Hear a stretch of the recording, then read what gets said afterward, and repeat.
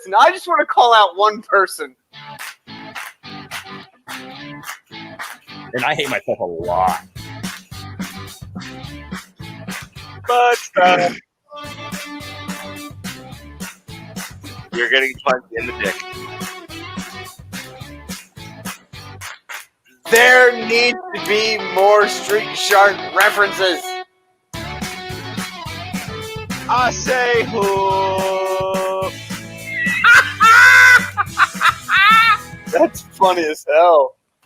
Hey, listen, I just want to call out one person. Ladies and gentlemen, to the Underqualified and Overcompensated podcast. I am your host with the least most, Rhodes. Today we are not joined by our brown and beautiful, bald, just crimson excellence, Rico.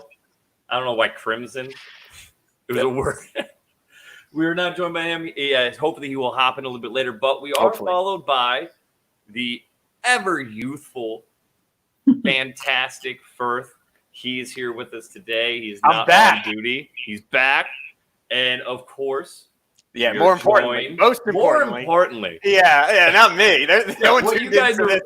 What you're really here for, not for either of us. We are here with the Libertarian 2020 Presidential Candidate, Dr. Jo Jorgensen. Ma'am, how are you doing today? Great. How are you doing?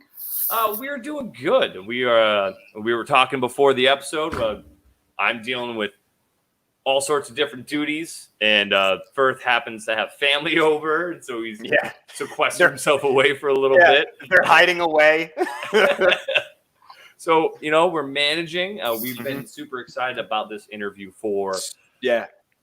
since we first scheduled it months ago, and we've been super stoked, excited. We had that interview with Spike last weekend, which went extremely well. And we got a lot of really good information, not just content-wise, but just on the issues. And I'm sure, as you know, ma'am, him being your vice president, Spike is fantastic when it comes to the issues and just speaking. He intimidated me with how much he knew and how well he spoke that I felt like I just needed to shut up and let him host my own show. Well, I try really hard not to intimidate people. I'm not sure that's how to get a vote, is to intimidate them. I'm going to try to make you feel good and empowered. And yes, I want to be on team Dr. Jo. Fantastic. We're all pretty much leaning that way already. Obviously, we have you on. We're excited about it. It's great. For those of you that do not know, Dr. Jo Jorgensen is the senior lecturer in psychology at Clemson University. She holds a PhD in industrial and organizational psychology and has taught full-time since 2006. You've been a part of the Libertarian Party for a while. You were with nominee Harry Brown in 1996, correct? I was the VP running mate, yes. One of the, and I usually don't talk about this, but one of the few women on the ballot in all 50 states in the history of our country. Wow, I did it before Hillary Clinton did it, although she did it as president. That's a good claim to fame. I mean, it's one of those things that's sad that you have to mention it, but it's good that you can. Yeah, that should be my new slogan. I beat Hillary Clinton. I beat Hillary Clinton? I like it. I like that. I can find that. That's funny. That's a new bumper sticker. Yeah, I'll print that out right now. I'll throw that on my Ford. So, how is the campaign doing for you, man? I know campaigns are hectic. They're just everywhere. You're running around constantly. And from what I've seen with other people, and I've talked with some of the people in your guys' campaign, they always seem flustered whenever I talk to them on the phone because they're just running 9 different directions. How is it treating you? Well, because they're doing all the work, I'm not quite as flustered. So campaigning has been great. As you know, because of the coronavirus, some of this has been done remotely, so that's made things a little differently. However, we are going on a 2-week bus tour here soon, going across several states, so I'm excited about that. Fantastic. So how's the bus tours kind of going? Are you guys going to different locations? Obviously, with the COVID, it's Yeah. And if you can't have these big rallies as other people are having. Well, the bus tour doesn't start until, I'm not sure, the end of this week. I have, it's like, if it's Tuesday, it must be Belgium. I think that was the name of a movie in the 60s. So, but I think we're going to something like 20 cities in 2 weeks. So it'll be busy. Cool. Right now, it's just been kind of here and there. Wow, I could only imagine just this stress and the constant moving around and just talking to people, and you don't. Does it ever get to the point where you're doing these interviews like you are now, and you have to like look over at your assistant and be like, "Wait, who am I talking to?" Actually, no, because I will never get tired of talking about this topic, and especially now, I think it's really energized. Because of the coronavirus, a lot of people before, if you talked about freedom, they'd say, we're the freest country on earth. Who cares about that? But after being under house arrest for a few months, having governors tell them, you got to stay home. Now they're like, hey, wait a minute. I thought this was America. And so it's really been great to see this kind of individualism come back and people saying, no, we're not going to put up with this. So it's really exciting talking to energized people and people who look at the two old parties saying, you know what, maybe this isn't a real choice. I agree. I mean, me and Firth, we kind of feel the same way. We identify with the parties, but we both kind of feel that if the two-party system is old and outdated. If you're super far to the left, you're super far to the right. I personally feel like you're not using enough intellectual logic and mind usage. It's just more ignorance. And I don't feel like you can be far left or far right anymore. I feel like it's more kind of in the middle faith. And I really like the libertarians because it pulls pieces from both sides and it's more focused on the freedom of individual people, which is. Yeah, and can I point out, we don't even, the liberals, the Democrats are no longer far left. They're no longer the party of free speech and you get to do what you want and live and let live. They're the people who are just high on censorship, and they've given up any semblance of being the party of anti-war as they used to be. Now they're as big of war hawks as the Republicans, so they're not even on the left. And then Republicans who used to say, well, I'll give you economic freedoms where you get to keep your money, you can spend your money better than the bureaucrats in Washington and you can run your business how you want.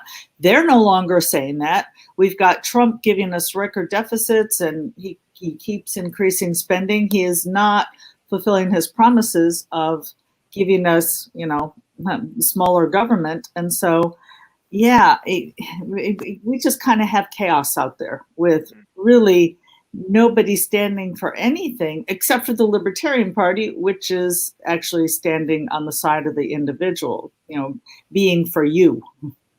Mm-hmm. I mean, you go first. Ma'am, I find that really curious that you bring that up, because especially as someone who identifies themselves as a conservative and as a Republican, I think you hit the nail right on the head, is the fact that the Republicans always stood for that smaller government, lower spending, and it doesn't seem that they're in that direction anymore. And that needs to be corrected on the Republican side, or is that just where the Libertarian Party is going to gain ground, because that's something that you can say, wait, that's a huge idea of our party, and the party that used to stand for this, they're not even interested in that anymore. Yeah, well, I'm really glad you brought that up, because I didn't. What I usually do is I distinguish between the many fine Republican voters who want smaller government and the Republican politicians who keep giving them bigger government. And in fact, that was my stump speech in '96. And so basically the Republicans, the politicians, they've got just as many special interests. And I would like to point out, since you brought this up, that the reason we have the Libertarian Party at all is because back in 1971, well, it was after Nixon had his wage and price freeze controls.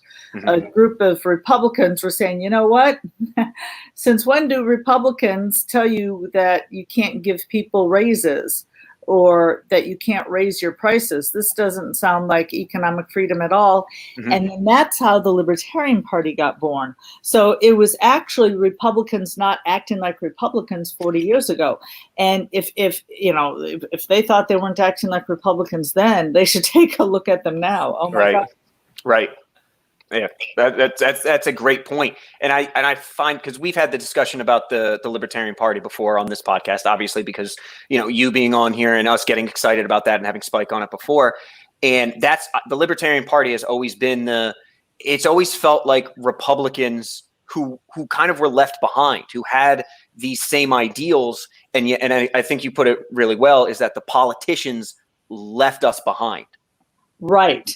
And as far as you were saying, should the Republicans kind of fix their ways, or should the Libertarians come over, or take over?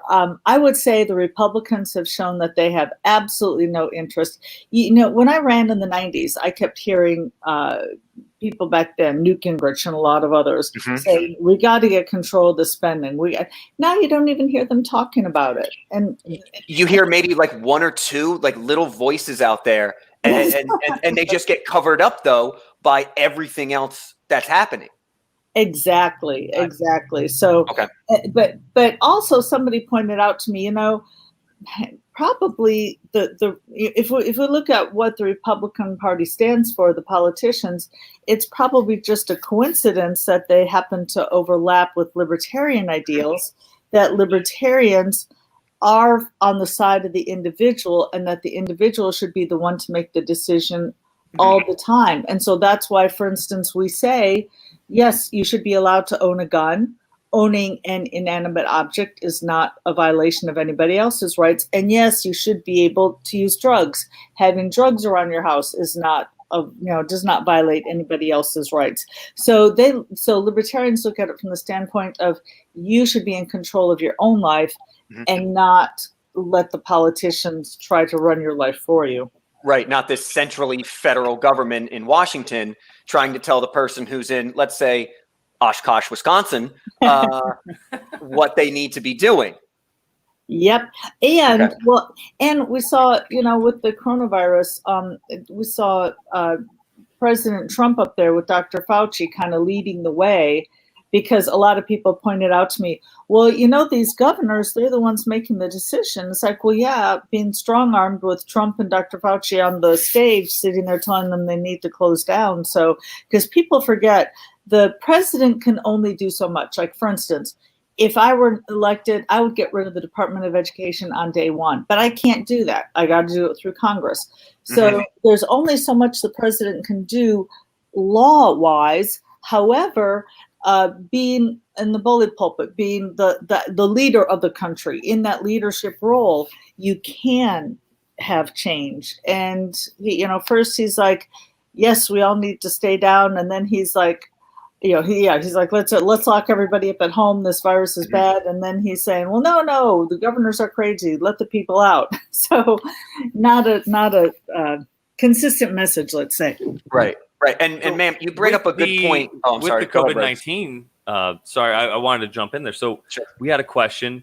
So with the COVID-19 response, what would have been your how do you feel like they went wrong? Just quick. I don't really want to tackle the COVID-19 thing, because we could go into a whole world of this. But what steps would you have taken as president to work toward control and recovery to our country? And what are your thoughts on mass and social responsibility? Like, how do you feel like we went wrong as a country toward control of this? And what would have been a better way, do you think? Yeah, so quickly, what I would have done differently. And let me first mention, this is the most egregious assault on liberty I've seen in my lifetime. The first thing I would have done that Trump didn't do is I would have gotten rid of the obstacles that the FDA had to get testing out. There were over 60 American companies making testing kits, and the FDA originally only approved 2 of them. And we kept hearing news reports about how Southeast Asia, how they're doing such a great job of testing all the people, so they're getting it under control. Well, yeah, they're doing it with testing kits made here that we weren't allowed to use. The other thing I would have done is I wouldn't have stood on stage as he did and say, only get tested if you have symptoms. I mean, it's been clear from the start that a lot of people don't have symptoms. Right. If we had tested everybody, then we would have known who could have gone out there and continued to work and who Could needed have gotten ahead of the curve. Right. And then we wouldn't have lost tens of millions of jobs. No, I agree, man. So I have worked extensively since the beginning of this on Fort Hood with the respiratory illness clinic, testing people and kind of starting it up here. So that has always been an issue since the start for me, has been how they handled testing. And even to this day, they're like, only if you have symptoms, if you have positive contact, we won't test you. And I'm like, what about asymptomatic, or, the 3 to 5 days that you don't have symptoms, but you're still transmitting the disease? Right. And in the beginning, and apparently it's not quite as high, although who knows, because we're still in the beginning of knowing about it. But in the beginning, they were saying as many as 60 to 80% of people weren't showing symptoms. Well, that sounds to me like maybe we better check everybody, Oh, and also to answer the second part of your question, because you had asked about masks. I think it should be up to the individual, not the government.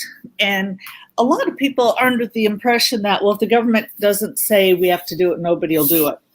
But two things. First of all, gosh, back in March, maybe April, they did a poll and they asked people, do you think we're opening up too soon?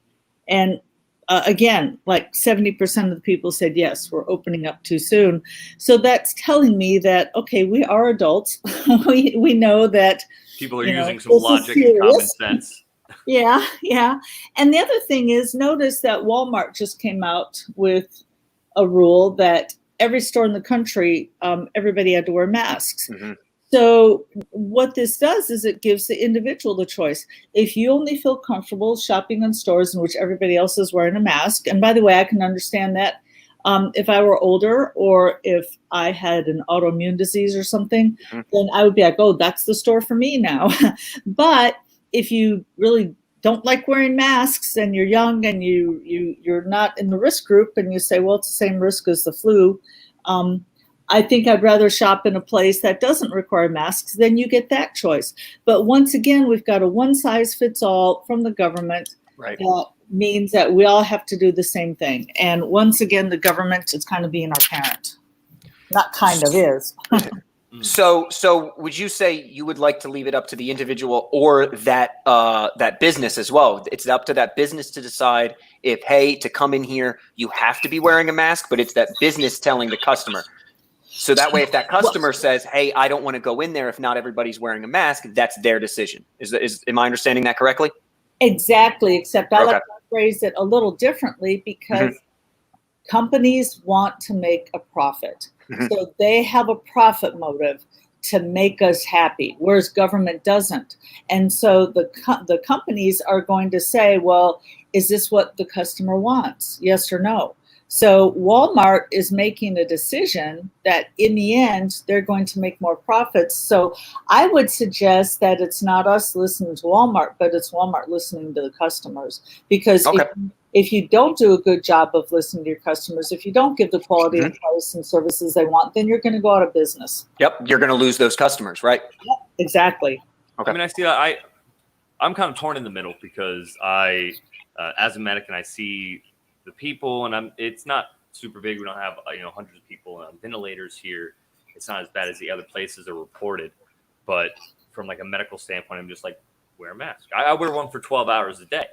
But then I also see it's uncomfortable. In 100 degree weather outside, it's hot. But I do it because I don't get freedom of choice because of the uniform I wear. So I have to. Right. But, and by the way, like my mother has not set foot in a grocery store since March because she is in her 80s. And so, in fact, I was, I stayed with her this past few, she lives out of state from me, and I stayed with her the past several days because her best friend, who normally does that kind of stuff for her, went out of town. So we're not saying you have to go out and expose yourself to people without masks. Just don't go to a store that doesn't require masks or self-quarantine. We do have the freedom to self-quarantine as well.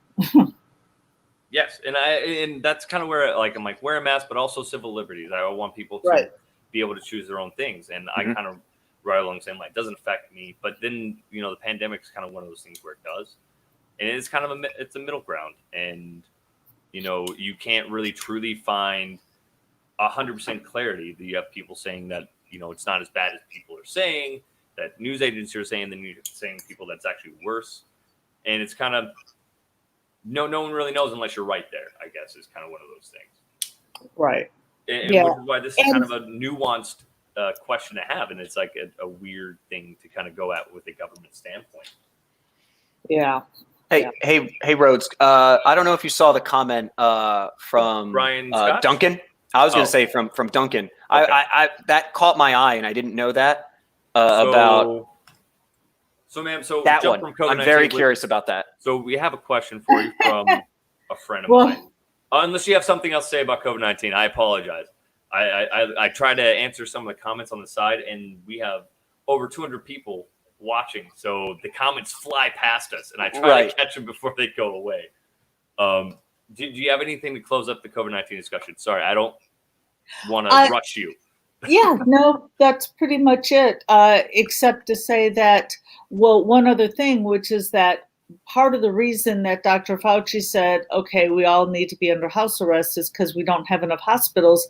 My question is, okay, why don't we have enough hospitals? Well, it's because the government has other laws, for instance, certificate of need laws, which prevent people from, building clinics and buying another MRI machine without the permission of government. So government restricts the number of clinics and hospitals, restricts the number of doctors, restricts the number of nurses, and then we have a pandemic, and the government's like, now we got to stick you inside. So this is a classic example of what Harry Browne used to say, which is the government breaks your leg and then expects you to be appreciative when it hands you a crutch. It's like, how about stop breaking our legs? I like that. I don't like my legs to be broken. No. That usually hurts. Rico is here with us, ladies and gentlemen.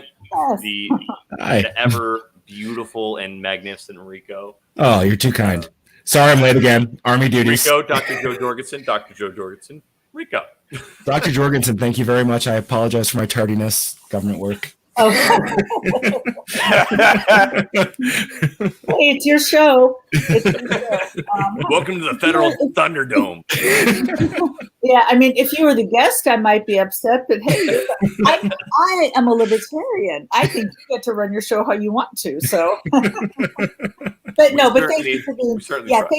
Thank you for being polite. I appreciate that. We try, man. We always try to be cordial, and I can't say the word courteousful. I don't know. Words are hard. Courteous. Thank you. That is literally the one word I cannot say. All right. The two people with degrees on this show, we get it. Hey, Army dude, shut up. Hey, Roger. How well is that working? All right.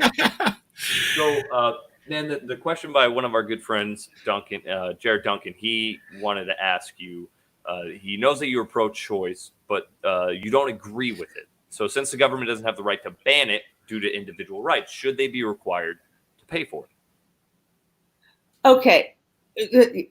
So the Libertarian platform is the government needs to stay out of it. In fact, I mentioned Harry Browne. Harry Browne's reply was, if you get the government involved with abortion, pretty soon men will be having abortions, since they seem to mess up everything they get into. In the Libertarian Party, and yes, there is, that's the one issue that a lot of people do disagree on. The party platform is pro-choice, and I am representing the party, and I am representing the entire platform. However, whether you're pro-choice or pro-life in the Libertarian Party, then basically we say that government should not decide how to spend your dollars. And my heart goes out to, with Obamacare, those nuns who, if you remember the story, they were required to offer a type of health insurance that provided abortions. Mhm. And Catholic nuns, well, Catholics, but especially Catholic nuns, believe that abortion is murder. So basically, the federal government is saying, we want you to engage in an act of murder. You know, it's indirect. It's indirect. You're providing it, but you're still paying for it. And that's something that even the staunchest pro-choice libertarians say, that we do not have the right to tell other people how to spend their money for anything, and especially for abortion, because you shouldn't be required to spend money that goes against your core beliefs. No, because the individual rights on both sides. I like that. I truly do like the libertarians' view on it. It's simple on a subject standpoint when you're coming towards political, I guess, on the platforms, because is it individual right? Well, yeah, and let me point out, the Republican Party calls itself pro-life, and I believe it's in their platform. However, we've had Republican politicians vote to fund Planned Parenthood. So how is that pro-life when not only are you saying it should be allowed, but you're going to pay for them? So it's, again, kind of, your actions speak louder than your words. And again, even our staunchest pro-choice people say, nope, I'm not going to spend your money doing what you personally don't believe in. And that's it for everything. Education, healthcare, retirement, anything. And I'd like to point out, I like to use education as an example, because sometimes people ask me, well, why is the country so divisive? Why is everybody so polarized? And personally, I think one of the reasons is because so much of our decision making, so much of our everyday life goes through government. And the example I give is prayer in the school. Maybe you want your kid to go to a school with prayer, and maybe your neighbor doesn't. So what do? You have to battle it out. You have to give money to each respective politician, put up the yard signs and go vote. And one of you is going to win and one of you is going to lose. Yep. And so you're basically being put at battle with your neighbor. So what the libertarian philosophy is to, okay, you get to keep your own money and you make your own decisions. And to quote Milton Friedman, like, vote with your feet or vote with your dollars. We'll see what kind of schools spring up. Maybe more schools will have prayer. Maybe more schools won't have prayer. But it will be what the consumer wants, not what the government wants, or not what 51, what we have is 51% of the people, for instance, saying no prayer. And so now 100% of the people have no prayer. And it's kind of like with the masks. So Walmart, they say we want to wear masks. Okay, well, maybe other stores don't. So you get your choice. No, I agree. I think the choice is what's important, and that's libertarian in a nutshell. So there was a gentleman on our comments who felt like some things don't get answered. His statement was the libertarian policy in alphabet agencies, taxation, welfare, and states denying people their rights. What's your plan for the true libertarian policy? He feels like these questions never get answers. Okay. Well, I would end, let's talk about the alphabet agencies. I would end the Department of Education, the CIA, the NSA, go right down the line. There aren't too many that would be there. In fact, there was a meme going about me getting rid of the ATF. As far as I can see, the only good that the ATF does, and what does alcohol have to do with firearms anyway? But the only good that I can see that agency does is something having to do with bombs. Okay, fine. The government perhaps should be able to detect bombs. We'll keep that function. Let's keep it part of the, let's put it under the military. He talked about taxation. I would end the federal income tax. Probably can't, I can't do that the first month in office, obviously, but we need to end the federal income tax. And a lot of people wonder, well, how can we have a government then? But most people don't realize that only half of the revenue is from the income tax. And the sign went away. I think that, or the little comment went away. I thought there was one more part because I did want to, since he says it doesn't get answered, I do want to answer it. Could you pull it up, Rico? I think the other one was, I know it was alphabet agencies, and was it civil, something about civil liberties. Rhodes, can you pull that comment back up? Yeah, I wanted to make sure, since he said it doesn't alphabet agencies, taxation, welfare, and states denying people their rights. Yeah, so what's your plan for true libertarian philosophy? Okay, and well, states denying people their rights. I'd like to point out that a lot of times this is at the behest of the federal government. And my favorite example is still kind of an older one with, I don't know if you, well, okay, she's before your time, but if you've ever heard of Elizabeth Dole, who was wife of Bob Dole, ran for president in 96. She was transportation secretary. Well, what you may not realize is back in those days, different states had different drinking ages. In fact, I was actually a bartender when I was in college. My senior year. And then what Elizabeth Dole did is she told the states, basically extorted them and said, you know what, you're only going to get your highway funds, which by the way came, the money came from you. we took your money, but we're only going to give your money back to you if you agree to raise the drinking age to 21. So now all of the states have a drinking age of 21. Now, perhaps, and by the way, I do have a degree in psychology, and I understand that the brain doesn't finish developing until at least 25. I get that. And that perhaps it is better that the drinking age is 21. But is that the role of the federal government to be deciding, or is that the job of the state? And if you're in a state with a drinking age of 18, guess what? You can move. So I would say that a lot of that basically the federal government has way too much power in local government. And one other example with this police brutality. Again, what we have is the federal government giving tanks and grenade launchers and free training and money to buy other things like that to the local police departments. Now, of course, if you're a police department and the federal government says, "Hey, do you want this free tank?" I mean, well, I mean, I'll take a tank. Yeah, first of all, who's going to turn down free? Right. But secondly, if you ask the average taxpayer, "Hey, on a referendum, would you like your taxes increased so our police department can buy a tank?" Most people are going to go, "No, I don't want my taxes raised so we can buy a tank." So instead, we've got the federal government involved in state and local issues. And now the local police, instead of having the community mentality of to serve and protect, now the federal government is militarizing them. So now they've got kind of an us versus them mentality, kind of a soldier mentality. And so now things are escalating a bit more rapidly than they would.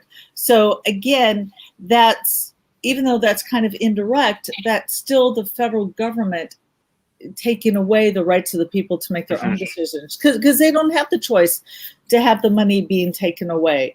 And I'd like to point out when people say, "Geez, can we really get rid of the income tax?" Okay, well, that's one thing that your money is going for. It's going to buy tanks that are going to your police department. Would you like to maybe reduce your income tax by that amount?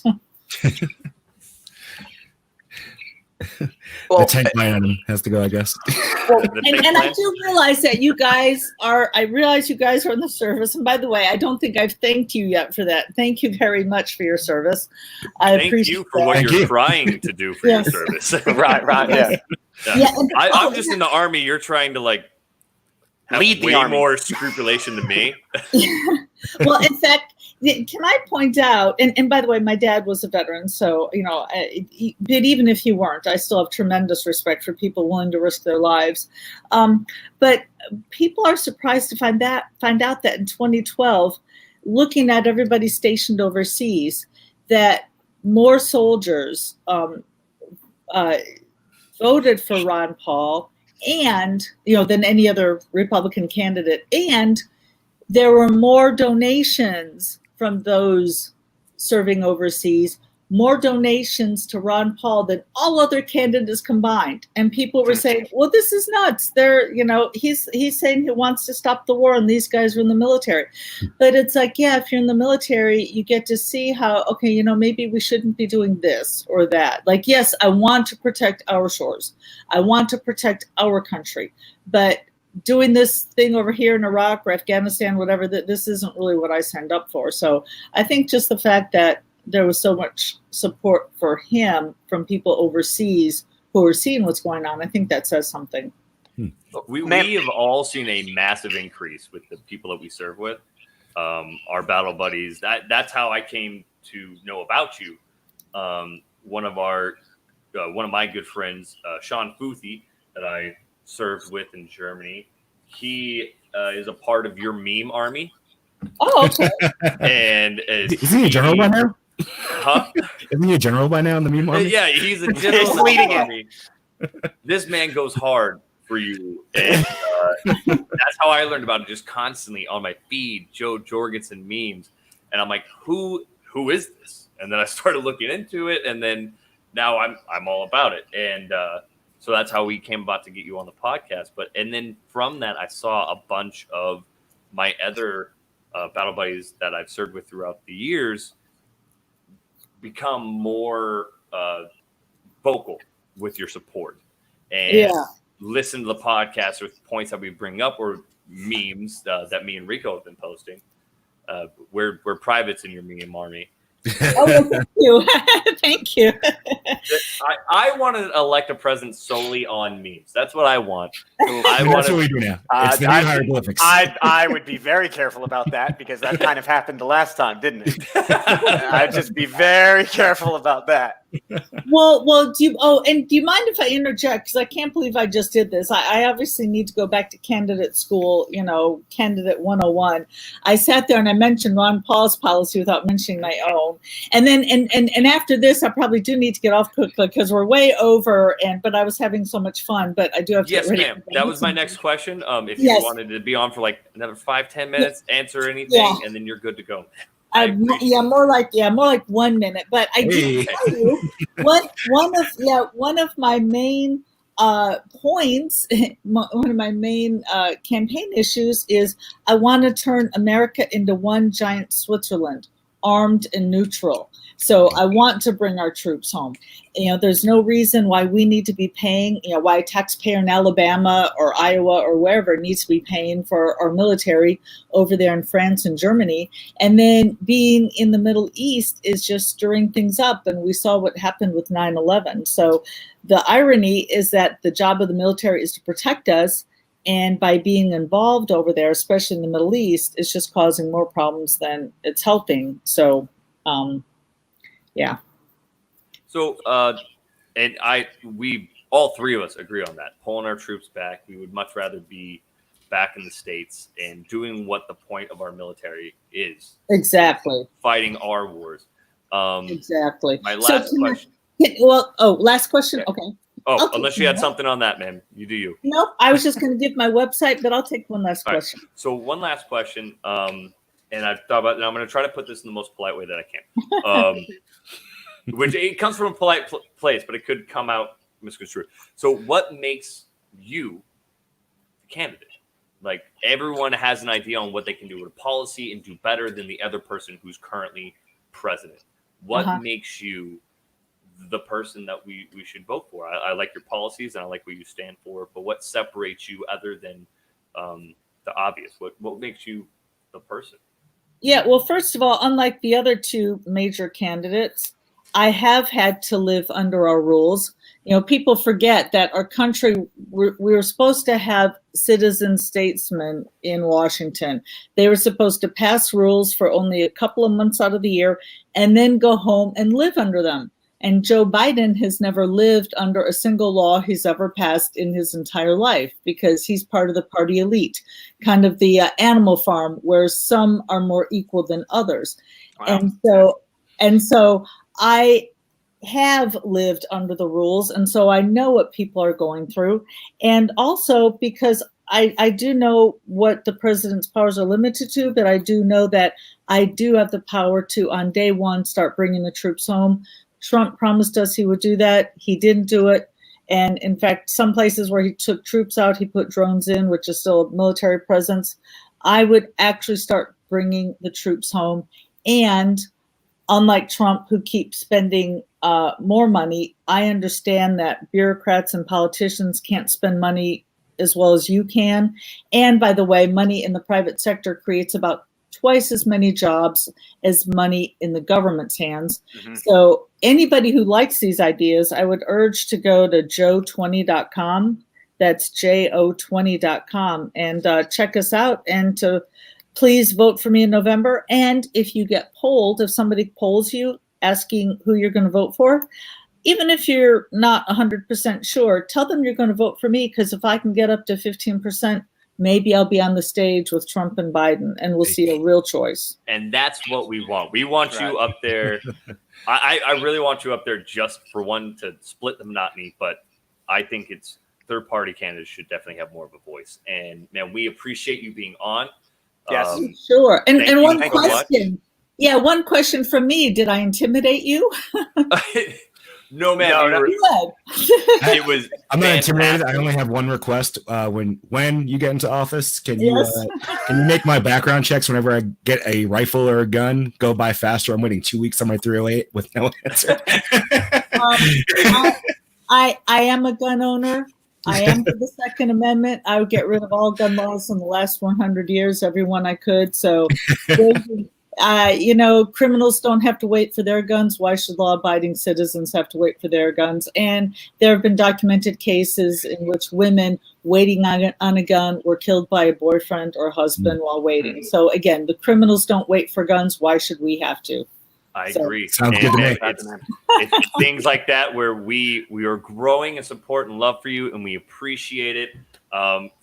Everyone else, Dr. Joe's got to go. Please stay tuned, and we're going to continue talking about all this. Thank you, ma'am, so much. We hope that we can have you on in a later date. From all of the military people, we support you. We thank you. And also, if you could let us grow beards, that'd be great. Less background checks. That's very simple. Let us grow beards, and you do that. Your next 100%. Your next interview, 100%. You get 100% debate military platform. Just be like, I let everyone in the military grow a beard. Or maybe have all of us. I'll add that to my issues, huh? Vote for me, grow a beard. Fantastic. Thank you, ma'am. We appreciate your time. I hope you have a fantastic day. Well, thank you. Have a great day. Thank you, ma'am. Bye. All right, everyone. That was Joe Jorgensen. Thank you all for who's watching. Please stay on. Let's talk a little bit. Now you get to talk with the three guys who aren't qualified to talk about it. Mm-hmm. Let's do this. The title, underqualified. Yes. Yeah. You're not going to watch this, and they know things. All right. So now I can take a drink.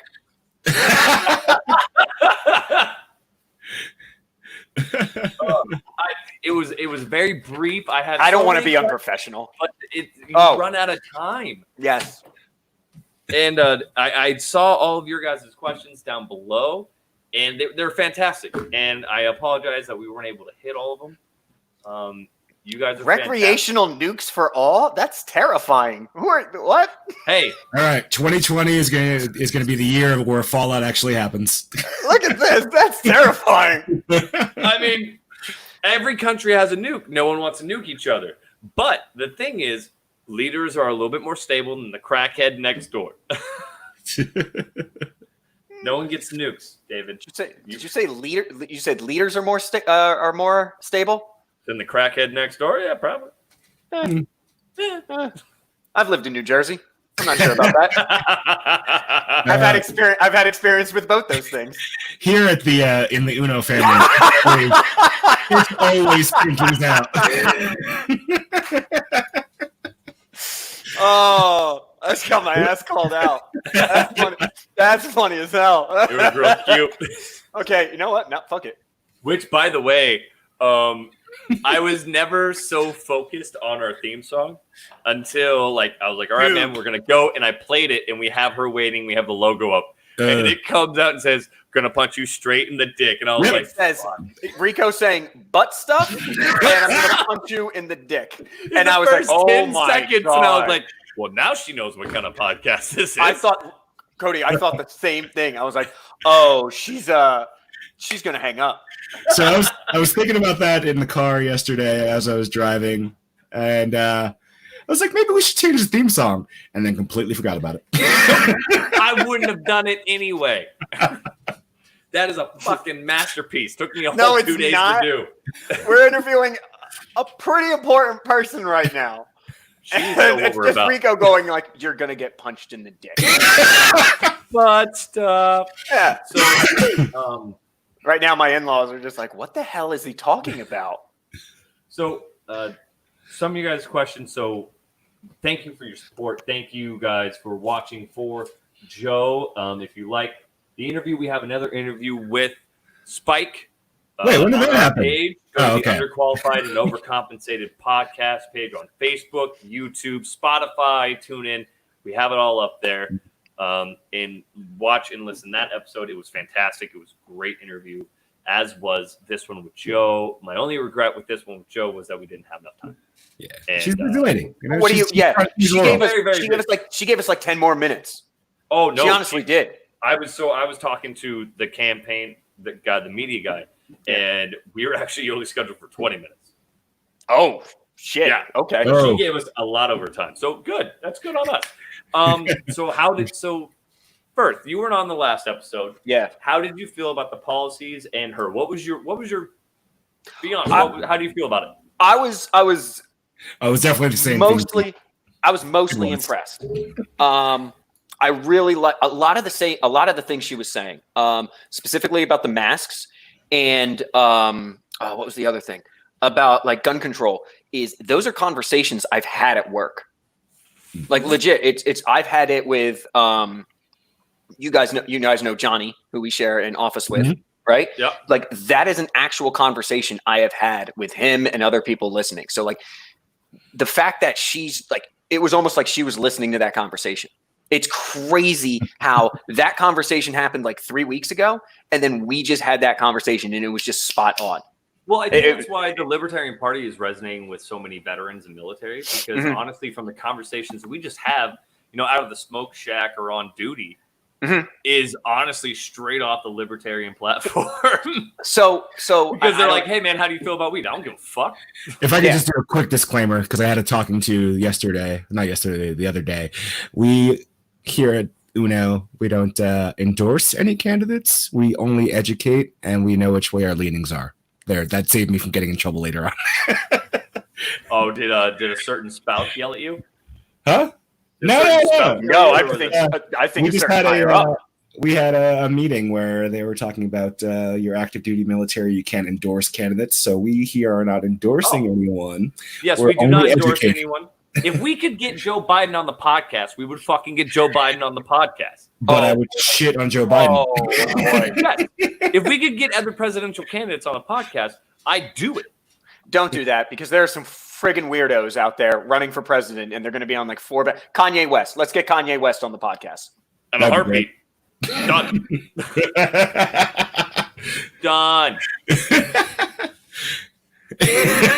Oh, okay. You just talked to Yee. Apparently, we have influenced Duncan to research it, which is great, and that's what we want, guys. Yeah, that's all we need. But the thing is, I line up exactly like that. Yeah, so we don't support a certain that's me. candidate, but we want you guys to learn, and that's why we started the podcast, was for you to be informed about any topic that we go on. Right now, the past couple of weeks, it's been political towards the presidential candidacy, but that's not always what all of our episodes are about. 2 episodes ago, it was Veterans Affairs. Yeah. And outreach. Great episode. So it was a great episode. Go back and watch that one with Nate McDonald with Irreverent Warriors. That was great. I was on duty for that one. You were. And I wish you were there. You're always on duty. You're always right now. But so we just want to educate and inform. And I don't think you can do that. They're casual pants. Hey, I've got like 2 more minutes, and then I got to go. Yep. Oh, you whore. I told you, like, I was on here for this. I have Hungarians just waiting for me. I love how your setup has evolved, though. If I could just say that, it's no longer I'm working on it. a scary German kitchen. Now there's some eye candy in the back. Yes. So specifically. So the idea of removing the regulations is that you should also take advantage of those regulations. So it's not that she's going to make it to where, violent criminals aren't going to be able to get weapons still. But some of the regulations will be removed. All right. You guys are going into a conversation that I literally don't have time for. Yep. I'm sorry. I told you. Yes, we do. All right. Okay. That was a lot of fun. I am honestly sorry that I have to leave this, or else I would be on here for another 2 hours with you all. I really would be, because I haven't gotten to do this with you guys in a while. So that was crazy. How did that even happen? These last 2 weeks definitely should have happened for us, but they did. I hope everybody watching super enjoyed that. Shut up. I hope everybody watching enjoyed it. Are you guys going to hang out for a little bit? I got maybe like 10 minutes, and then I have to go. All right, give the rest of my uniform on. Rhodes, some of us work for a living. Damn it! All right, I worked this morning. Oh, I'm sorry. You shoved Q-tips up people's nose. Get a life. No. Shut up. I took temperatures and asked them if they had any nausea or vomiting. Get fucked. All right. All right. Thank you, everybody, for watching. Stay tuned for these asshats. I have to go, though. Yep. I love Join us every next one of you. week. We record every Saturday and or Sunday with our schedules changing. But we don't know what we're talking about next week, but it's going to be something, and jump in, because if we don't know what we're talking about, crotch goblins. Crotch goblins. Fucking crotch goblins. Oh, that's why you said it. I was like, why did you bring up crotch goblins? You dummy. Apparently, I have to go downstairs and help my wife. So we're professionals. Discuss a little bit. Firth, love you, buddy. Talk to you. All right, love you guys too. This was fun. I'll see you guys later.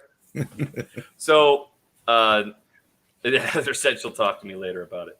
So, it's free. Just you now have advantage to use the same things, and I personally think all Americans should own a handgun and know how to use that handgun. And and it's not because we're America and we love guns, but in a reality of that you may have to defend yourself, you should know. It's not, and actually Heather does know how to use a gun. She's grown up hunting. She is very well versed in weapons, but with other people, I mean, you should know. Brian Scotch, I like your style. Brian Scotch, I'm not gonna put that one up, but I like your style. Oh, that's my favorite name for them. It's my favorite, and my family fucking hates it. Hates it. Huge eye roll every time from Ashley. But Brian Scotch is coming in hard, and I like it. Coming in real big with it. Let us know in the comments, how do you guys feel? Besides, we obviously know how Brian feels about the Libertarian candidates. How do all you guys feel? How are you feeling, Rico? How are you feeling about it all? I'm hoping that this platform, this third-party choice, continues to have this groundswell of people seeking out more information to potentially help make, different choices. Because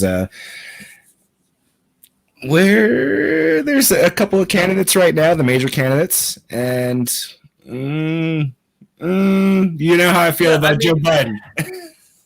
I mean, so President Trump, Commander-in-Chief, doesn't instill a whole lot of faith in me as a citizen. Joe Biden, same. And even though I am not like a huge, big swinging libertarian, but I agree with a lot more of it than the other sides, and she instills a lot more faith in me, I guess. I feel safer. I don't know. The name is Mama Joe. It's going to make you feel safer. I mean, either way. So I feel like both candidates, it's like it's like putting a round in a revolver, swinging it, and just going because they're unpredictable. Yeah. Joe Biden's a fucking crazy person. You never know what he's going to say. Sniffing people, touching faces. It's weird. Thank you. But I represent more than two parties. And that's also another point. The two-party system, there's so many, maybe back in the day, yeah, you could, but it's so versatile. There's so many different opinions and feelings at every political aspect. Why do we only have two sides? Yeah. And two candidates? And out of the 2,700 Democratic candidates this past year, how did this one get the final? Because he's been in the shoot for a long time. He's been doing this for 40+ years. And, I think that's more of a reason why you should get the fuck out. Yes, because if politics more than after 20 40+ years, years, eligible. if you think now is the time to make a change and none of the rest of the time that you were in. Well, we brought it up with Spike. The fact that they're like, if you elect me, I will do this, that, and this. Bitch, do it now. You do have a part of Congress. Do it now. That's not the right stage for that. No. When I'm president, I will fix the VA. Cool. Me and the Civil War general still waiting for fucking service over here. We'll just wait for you to get elected. Like, I didn't understand that at all. How a lot of them just makes no sense. Brett did a huge comment here. I'm not going to read all that. We don't have the time, Brett. I'll answer him. Just send Brett a freaking invite and he could just say that all. Yeah. It looks fantastic. There's like numbers and percentages, which I love stats. But there's a lot going on there. I like a lot of the viewpoints. I like a lot of the libertarian points. Yeah. And if she gets elected, that would be great. Maybe, I don't know, but at least I want her to debate. I really want her to debate. And as she said, so I was going to ask her how close they are to being on the debate stage. Mm-hmm. And she brought up the support for it. So I assume they're still pretty far off. I mean, so hopefully they're closer. Happy day, Dale Mathis. He turned 32. Ooh. Happy birthday to you. Happy birthday. But I really want to see her on the debate stage. I feel like that would be great. Yeah. I don't feel like it'd be any better to have that representation for all three. But all of you guys support, spread the word, try to do the best with this episode, throw it out there, let people watch it, let people see her other episodes and podcasts, not just ours. But mostly ours. Mostly ours because you get all of this. But it's a very versatile platform. Then there's some things that I don't necessarily agree with. Yeah. I mean, what would you say is kind of an issue for you, Rico? Well, any issues I had were based on ignorance, not knowing, and Spike cleared up a lot of it, like my issue with them saying Spike was like a machine gun of knowledge, man. Like reducing the budgets for education, which is scary to me. Just seeing that and not knowing the context behind it. Removing a lot of the bureaucracy makes sense. If you're like making it harder for these kids to learn, that's a problem for me. But Spike cleared it up. I don't know. Give it more free will to the states and choice of school. Right? That's kind of what he was talking about. Yeah. Rather than having the federal government being like, this is the systematic education plan, which is obviously not fucking working. The whole plan is coming. And I think Brian Scotch brought it up earlier, just being drones of passing tests and not actually learning the knowledge, and they're learning incorrectly. And it was the same way when I was in school. It's the same shit. It didn't get better. This is a solid question. Duncan's got the fire. You think libertarian neutrality is a weakness in itself? I don't feel like they're neutral. I feel like they seem neutral because it comes down. And I said this in the episode. I think it comes down to liberty, free liberty, and free will. So it comes out as neutral, but it's more just it's very simple kind of logic. I think to me, at least, it's like with abortion. Like, she doesn't agree with it, and I kind of stand the same way. I don't agree with abortion. I don't think it's the right answer in any situation. But who am I to impose that on other people? Who is the president to impose that on other people or anyone else? So it's definitely a choice that should be up to the person involved, not outside. But yes, whatever. And providing the platform for them to be able to do that, okay. But with that, it should be their choice. But I don't think it should be federally funded either, because then that's using my tax money and other tax money of people who don't agree with it to then fund that thing that we don't agree with. But then there's other things like a big platform for the libertarians are get rid of taxes. And I wish we would have asked Spike about this, because I don't understand how you can get rid of taxes. I don't know. Somehow these politicians that only make $200,000 a year. I'm just a vague number. Somehow they're all multimillionaires, so they figure it out. They figure out how to get the money. Yeah, but I mean, they're getting paid by lobbyists. But how does shit get done, state and or federally, if we don't pay taxes? Mm. And maybe there is a way, and if someone knows better, please answer, because maybe there is a way to do it, and I'm just not smart enough, which is a high possibility, to understand this concept. But I'm not sure. And I don't know. There's a few points. So like I said, with the education thing, Spike cleared it up. Yeah, Spike cleared it up. He did a solid job. He did great. I learned about the prison system, the pretty much prison slavery this year, and I kind of knew about it a little bit because I had worked in fast food with people on work release. But I thought they had a little bit more freedom than that. And it makes sense. And the quota for the states to put people in prison, didn't know about that either. Mm. But we're going to wrap it up, yes, ladies and gentlemen. We appreciate you guys watching. We dropped from 220 plus viewers to 55. Thank you to the dedicated 50. We tried. Hey, 61. We're staying on. No, we're not. I got to go back to work.